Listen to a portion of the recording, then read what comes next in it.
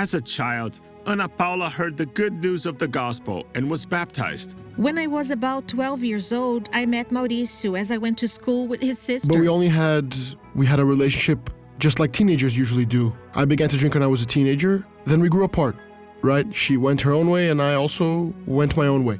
This was a very difficult phase in my household because my parents were separated and I also became a teenager. I started going into that rebellious phase. I worked, but that's because I wanted freedom. I was about 15. Then I thought, if I'll have a foot in the world and the other in the church, I'll leave the church. That's when I began to go downhill. I went to parties, I started drinking, I got involved with several people. I was trying to fill that void. I was very disillusioned about my love life when a friend said to me, "No, men are useless, date women." So I said to her, "Well, okay."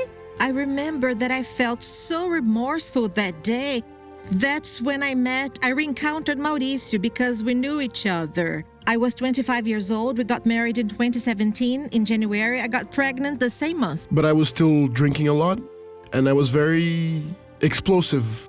I didn't like to receive advice or any type of rebuke.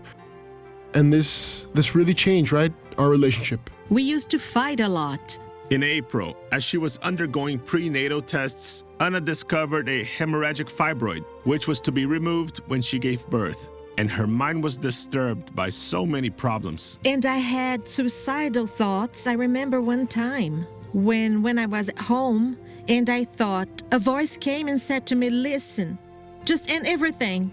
If you kill yourself, this child will never know, right? It will never know suffering." In July, their relatives advised them to seek help at the Grace of God Church. From that day on, he never drank alcohol again. I watched the services and they started giving me the desire to attend church, to get closer, right, to God. I was water baptized. After they had been delivered from all evil, Guilherme was born in September 2017. However, the doctors were unable to remove the hemorrhagic fibroid. Because your womb is very flexed and it started to bleed. One day at the Lord's Supper, one of the messages that Pastor Tiago preached was about the woman with the flow of blood. Then I thought, that's for me. That same day, the bleeding stopped and I was sure that I was healed. When I got the result, it showed that everything was normal. God entered our lives and wrote a new story. And now I have an occupation. I took a course in aesthetics and my financial life has been restored.